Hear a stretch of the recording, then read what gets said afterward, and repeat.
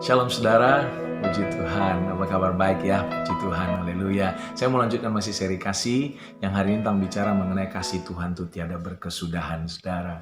Ya saya mau menyebutkan dua statement, dua pernyataan di sini, anggap aja seperti Tuhan ngomong nih ya sama kita. Yang pernyataan pertama adalah, aku akan mengasihimu kalau engkau melakukan perintahku.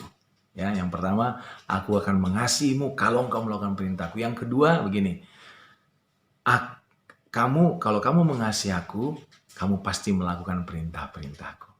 Yang pertama ini saudara bicara mengenai bahwa ada kondisi gitu, bahwa Allah mengasihi kita kalau kita melakukan perintahnya. Apakah seperti itu?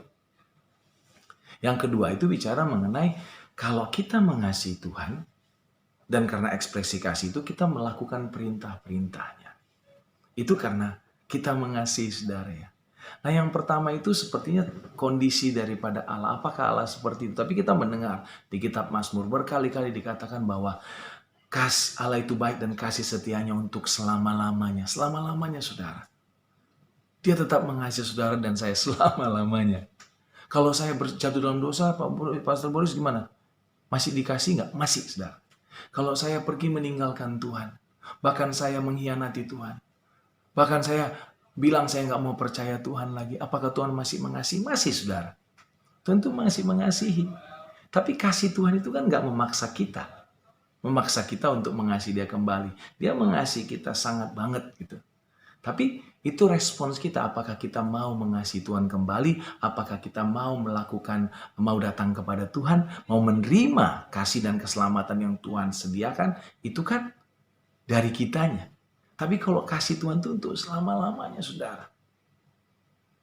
Dan saya teringat dengan Matius 18 ketika Rasul Petrus bertanya kepada Tuhan Yesus, Tuhan berapa lama, berapa kali aku harus mengampuni orang yang berdosa, saudara yang berdosa kepadaku? 7 kali kah? Dia propose nih, mengusulkan 7 kali, keren kali ya, angka bagus gitu 7. Tapi Tuhan Yesus bilang enggak, 70 kali 7 kali.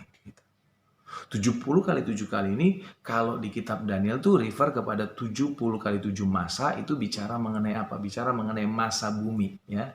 Masa bumi sebelum nanti akhir masa bumi ini dan ujungnya adalah masa penghakiman gitu.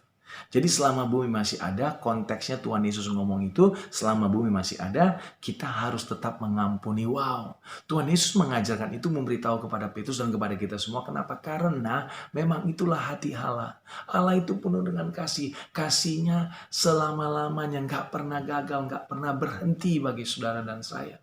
Dia tawarkan itu. Dan tawarkan kepada saya dan kepada saudara. Kita tinggal bagaimana mau nerimanya apa enggak. Jadi sampai nanti bumi ada, sampai bumi nanti selesai, dia masih mengasihi semua orang. Dan lebih spesifik lagi mungkin selama masa hidup saudara tertentu, masa hidup saya tertentu, dia akan terus mengasihi saya sampai masa saya hidup di bumi ini. Tinggal respon saya, apakah saya mau datang sama Tuhan, apa tidak. Kadang-kadang kita kan pikir ya, kadang-kadang kita pikir, aduh aku ini sudah banyak dalam dosa gitu ya. Udahlah nantilah Tuhan-Tuhanan, nantilah gereja-gerejaan, nantilah aku beresin dulu baru datang sama Tuhan. Biasanya gitu saudara, itu nggak beres-beres dah. Makin lama makin jauh dari Tuhan. Dan pernyataan tadi yang pertama tadi saudara, bahwa Tuhan bilang, benarkah Tuhan ngomong seperti itu ya? Bahwa aku mengasihi engkau kalau engkau melakukan perintah-perintahku. Justru karena kita mengasihi Tuhan, maka kita melakukan perintah-perintahnya.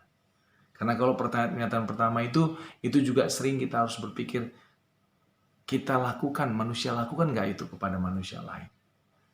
Yang menyedihkan sih banyak saya lihat ya, saya tahu. Dan kita harus jujur dalam hati, banyak orang tua yang melakukan itu kepada anak-anaknya. Bilang, kamu tuh harus begini, harus dengarin papa ya, dengarin mama. Kalau nggak papa mama nggak mau melakukan ini, papa mama nggak mau izinkan kamu, nggak mengasihi kamu. Ada yang bilang makan nggak aku anggap anak kamu kalau nggak mau melakukan ini gitu ya. Jadi banyak anak-anak tumbuh dengan kondisi mental seperti itu. Yang ketika datang sama Tuhan, mereka berpikir juga, saya harus benar-benar perform, bertingkah laku baik, sungguh-sungguh baru Tuhan terima aku gitu saudara. Dan kita tahu nggak ada yang bebas dari dosa, nggak ada yang salah. Bahkan kita waktu muda, waktu kecil, waktu remaja gitu ya, banyak melakukan kesalahan-kesalahan yang, aduh, banyak dah gitu. Dan kalau anak-anak diajarin seperti itu, mereka datang sama Tuhan, mereka berpikir, aduh, aku nggak layak sama Tuhan. Nggak ada yang layak, saudaraku ya. Sehingga akhirnya menjauh dari Tuhan. Bahkan makin parah. Yang seperti saya bilang tadi, mau datang sama Tuhan, aduh aku tuh nggak layak datang. Akhirnya nggak akan datang. Saya mau kasih tahu saudara, datang sama Tuhan. Justru ketika engkau merasa engkau nggak mampu, engkau nggak layak, datang sama Tuhan. Kenapa? Karena Dia yang melayakkan saudara dan saya. Dia mati di kayu salib karena Dia melayakkan saudara dan saya. Tinggal kita datang. Itulah kasih-Nya. Dia sudah berikan kasih yang tiada berkesudahan itu. Tinggal setiap umat manusia mau nggak menerima kasih itu dan datang kepada Tuhan, saudara. Kasih Allah itu tidak berkesudahan. Dan kalau kita mau menerapkan kasih itu dalam kehidupan kita, kita harus bilang juga kepada sesama kita. Kita mau mengampuni sesama kita walaupun mereka nggak mau berubah, saudara. Ya nggak gampang. Saya tahu nggak gampang. Tapi itulah yang dirindukan Tuhan. Karena Dia Allah kasih dan kasih tak berkesudahan. Dia ngajarin kita juga untuk mengasihi apalagi keluarga kita. Mari kita mengasihi anak-anak kita. Bukan karena mereka perform well atau berlaku baik. Tapi karena mereka anak kita. Haleluya, haleluya. Ingat selalu bahwa Tuhan itu baik dan kasih setianya untuk selama-lamanya. Tuhan mengasihi saudara. Amin.